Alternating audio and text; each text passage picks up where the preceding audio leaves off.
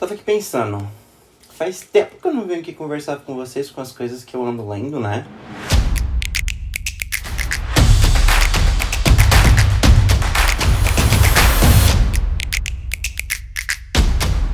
Olá, exploradores! Sejam muito bem-vindos ao canal Explorer Books. Eu sou o Paulo e hoje eu vim aqui poder conversar com vocês um pouquinho sobre as minhas últimas leituras. Mas antes, se você é novo aqui, por favor, não deixe de se inscrever nesse canal, de ativar o sininho de notificações e de também deixar o seu like. Assim você ajuda muito este canal a crescer. Também não deixe de seguir o Explorer Books tanto no Twitter quanto no Instagram. A gente vive postando as nossas peripécias por lá, então corre lá. Segue aí a gente, que os links estão aqui na descrição, tá bom? Se você for comprar qualquer coisa na Amazon, não esqueça de comprar com o link do canal. Assim você ajuda muito aí da gente de uma maneira um pouquinho mais financeira e você não gasta nenhum real a mais com isso. Então, deixa ele salvo aí no seu navegador. Isso, assim, ajuda muito. Vocês não têm noção. Então, vai comprar uma meia, vai comprar um livrinho, vai comprar um Kindle. Lembra do Explorer Books, tá bom? Eu vou tirar já a foto pra thumb antes que eu esqueça. Vamos lá ao nosso vídeo então. Eu separei para vocês as minhas 6 últimas leituras, que foi basicamente o que eu já li aí esse ano. E eu queria muito vir conversar com vocês sobre elas, porque faz tempo em que eu não trago as minhas leituras aqui para vocês. A gente tem trazido muito tag e alguns outros tipos de coisa, e eu estou esquecendo de registrar o que eu ando lendo. Então, bora pra esse vídeo não ficar muito longo, são só 6 livros, então bora que bora. Comecei o ano lendo o aclamadíssimo Em Uma Buddy Read com o meu amigo Victor Almeida, o Geek Freak. A gente acabou lendo junto aí, né, pra gente poder comentar o The Pop War, da R.F. Kuang, que já é um livro que está prometido pela Intrínseca para 2022. Eu não sei se já tem algum mês, eu acredito que não, e também não tem o título ainda em português. Porém, eu acho que esse é um livro que vai vingar muito bem aqui no país. The Pop War é basicamente uma alta fantasia e a gente vai ser apresentado a um sistema de magia muito diferente, mas que a gente só vai entender ao decorrer da história, o que pra mim agradou muito. A gente vai ter aqui aí uma forte influência chinesa, tá? Em nome das questões dos personagens, questões da mitologia em si. O que me agradou muito foi, assim, incrível. Eu acho que já adianto pra vocês que The Pop War pra mim foi um livro impecável em todos os sentidos que ele tinha. Eu gostei muito que eu e o Victor, a gente teve também, assim, muitas mesmas percepções, sabe?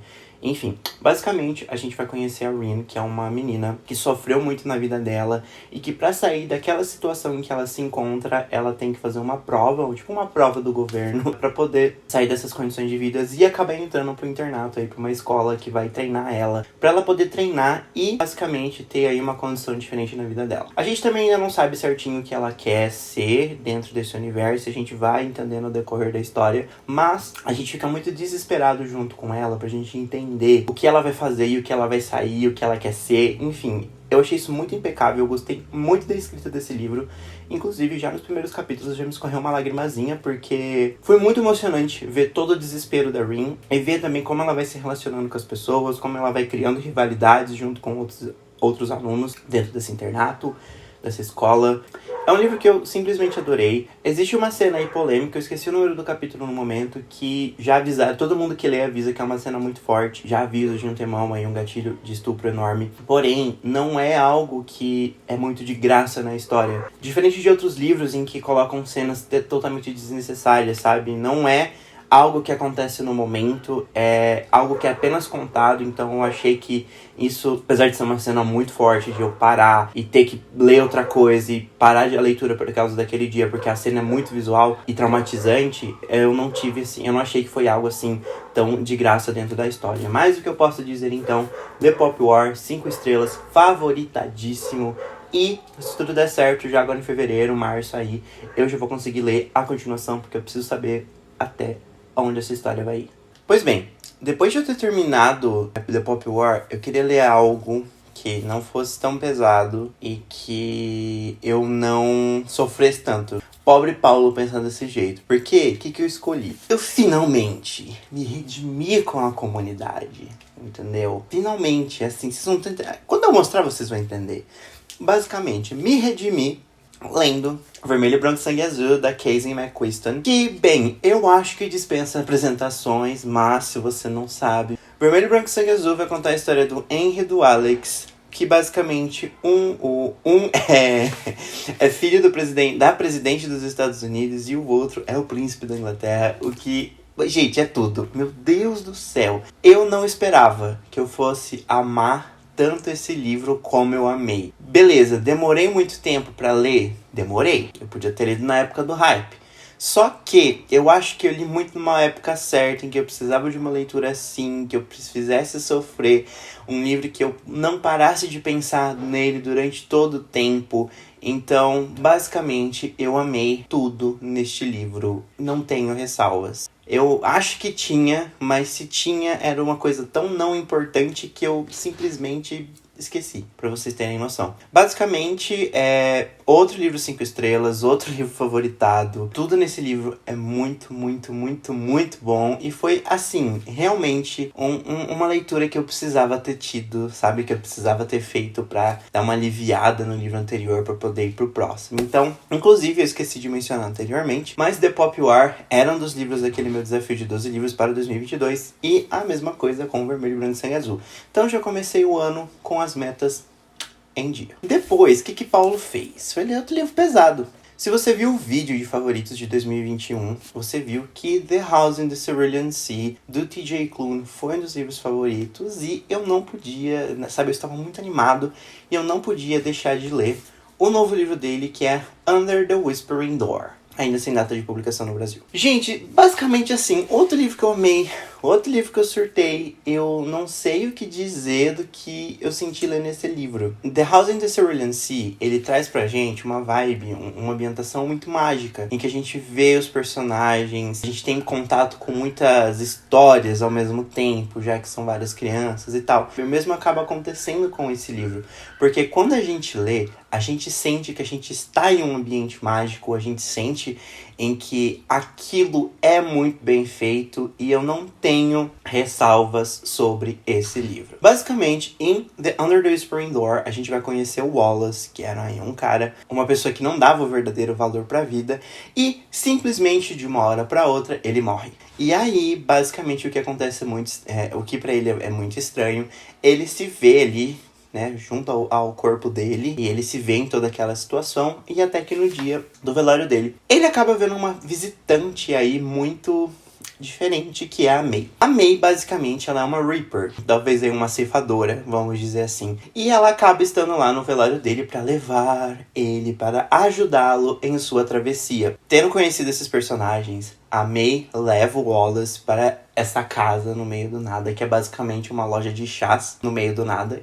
O conceito, sabe? E aí ele acaba conhecendo o Hugo, que é o dono dessa loja, e é a pessoa responsável que vai ajudar ele nesse processo, nessa travessia do mundo dos vivos para o mundo dos mortos. E é isso que eu tenho a dizer pra vocês. Esse livro é LGBTQIA+, é um livro incrível, que me destruiu em muitas maneiras, em que realmente cortou todo o meu coração e pôs ele de volta até o final. Talvez assim, eu possa dizer que eu dei 5 estrelas 100% por causa da emoção, porque talvez o final ficaria meio com um ponto de interrogação na sua cara, dizendo, por quê? Mas enfim, foi uma leitura tão gostosa, foi uma leitura, sabe, que me teletransportou.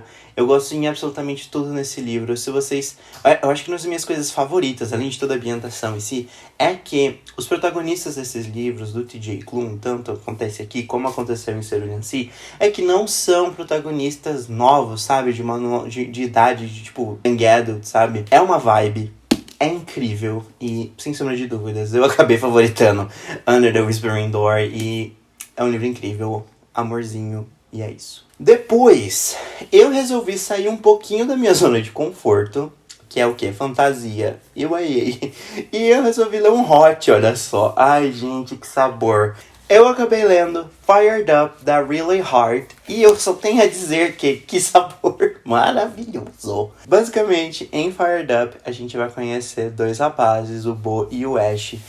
O Ash é basicamente aí um jogador de futebol aí super famoso. E o Bo é ali um homem que vive na sua cidade, na cidade natal, pequenininha, que mora junto com a sua família.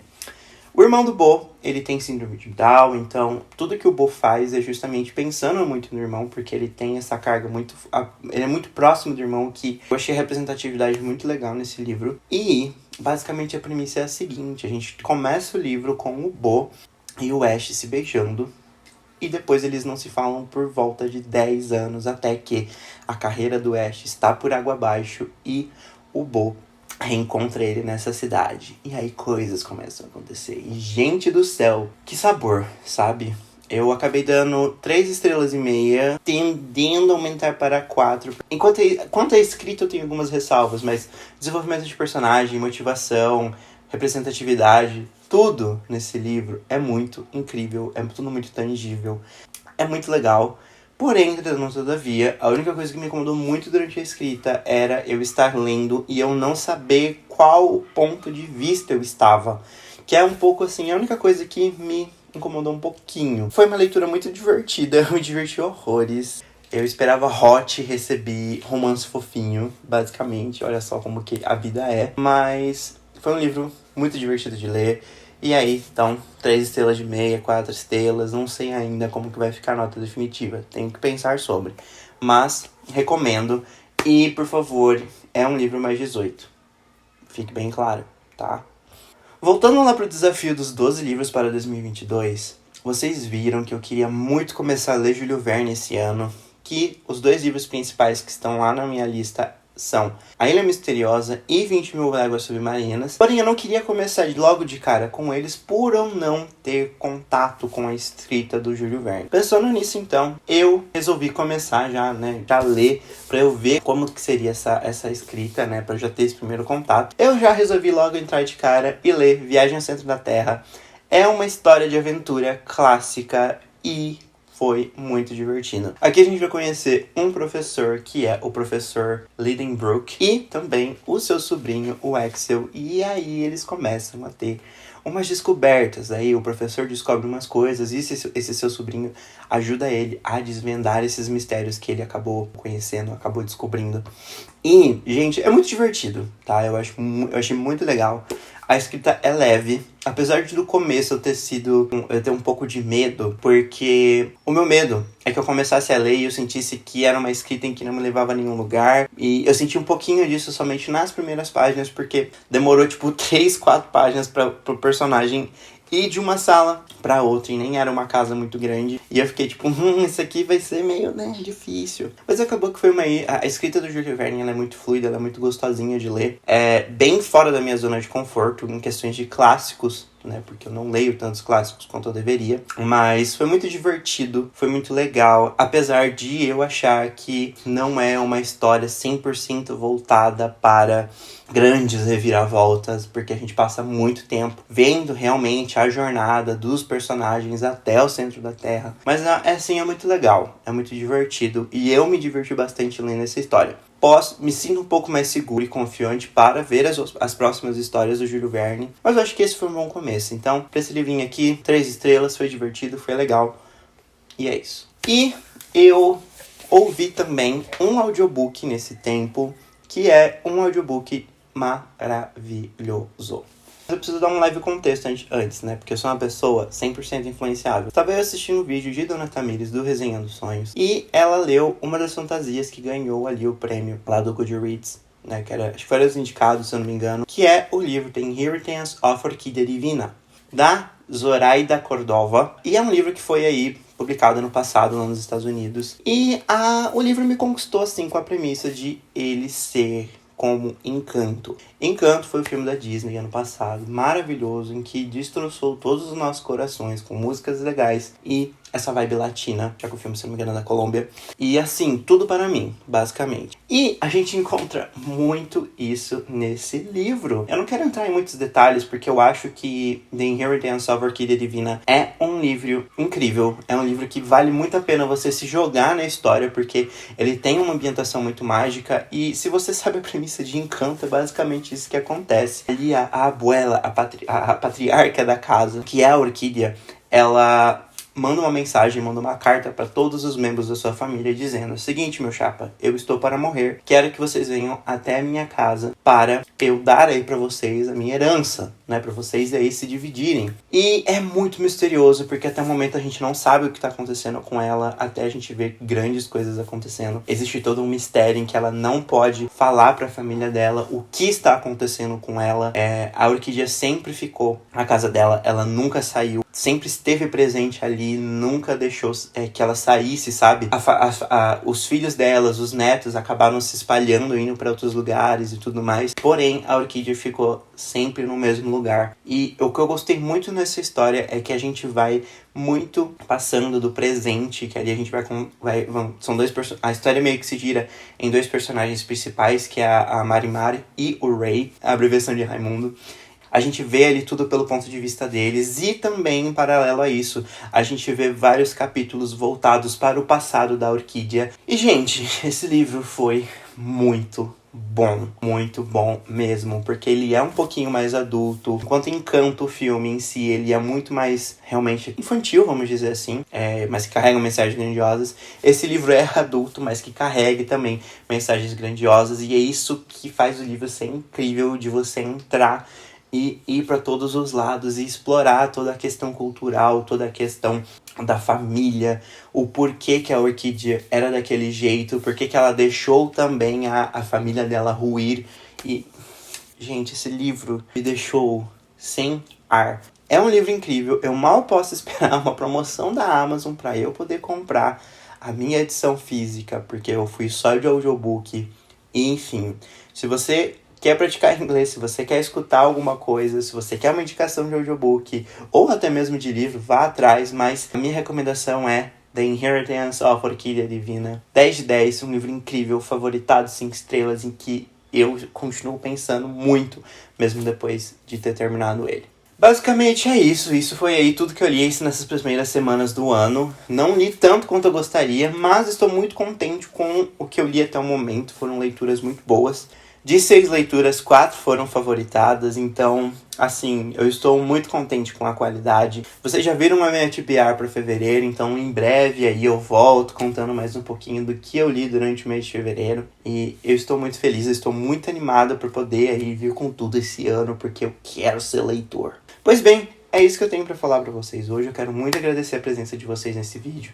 Se é a sua primeira vez aqui, por favor, não deixe de se inscrever nesse canal, de ativar o sininho de notificações e também de deixar o seu like para ajudar aí no engajamento desse canal. E também me deixa aqui nos comentários, conta pra mim quais foram os livros que você leu aí nesse começo de ano. Estou doido pra saber se as suas leituras estão tão boas quanto as minhas. Não deixe de seguir o Explorer Books tanto no Twitter quanto no Instagram. Lá você sempre vê o que a gente acaba postando. O Rick sempre faz reels incríveis, então vamos lá, vamos conversar um pouquinho, porque a gente sempre mostra coisas legais lá. E também, lembrando de novo, se for comprar qualquer coisa na Amazon, já sabe, eu já dei recado no começo desse vídeo. Pois é isso, vou ficando por aqui, façam ótimas leituras e continuem explorando!